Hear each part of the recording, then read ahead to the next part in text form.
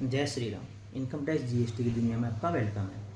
तो 2-3 दिन पहले क्या हुआ, एक पर्सन मेरे पास आया। उसने कहा सर हम SCZ को क्या करते हैं, गुड्स या सर्विस देते हैं, ठीक है, और हमारा जो बिजनेस है वो टैक्सेबल सप्लाई का है, हम एग्जम्प्ट सप्लाई नहीं करते।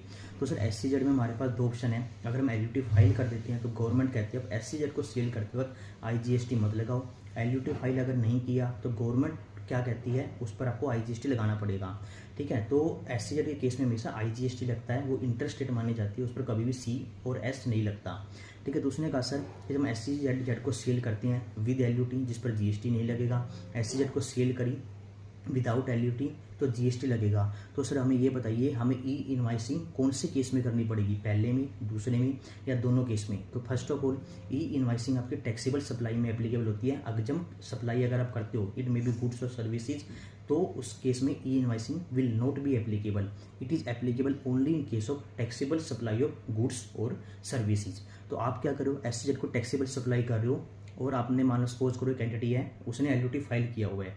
तो उसने कहा सर अब दोनों एंगल से हमें बता दीजिए, अगर हम LUT फाइल करते हैं नहीं करते तो हमारे ऊपर ई इनवाइसिंग एप्लीकेबल होगा या नहीं होगा।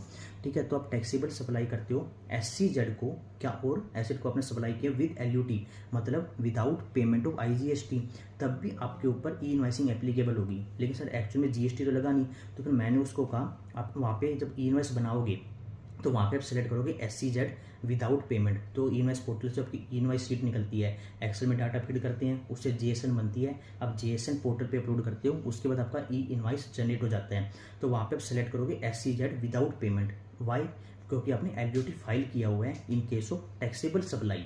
ठीक है, तो वहाँ पे आपने 1 लाख आपकी टैक्सेबल वैल्यू एंटर करी, GST की अमाउंट एक्चुअल में 0, वहाँ पे भी 0 रखोगे, बट रेट शुड भी एक्चुअल। आपने जो सामान उसको बेचा उस पर 18% रेट है, तो रेट आप एक्चुअल लेके चलोगे 18%, वैल्यू रखोगे 1 लाख रुपये और GST अमाउंट 0 हो जाएगा because you have filed the LUT, then there is no requirement to pay the IGST at the time of supply.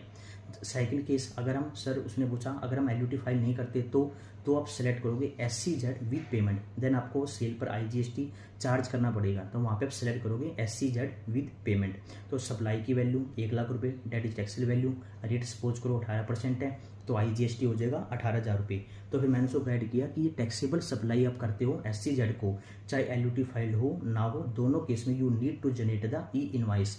तो आपकी रेट दोनों केस में एक्चुअल आएगा। GST लगा है तो GST की अमाउंट लिख देना, GST नहीं लगा तो रेट आएगा 0।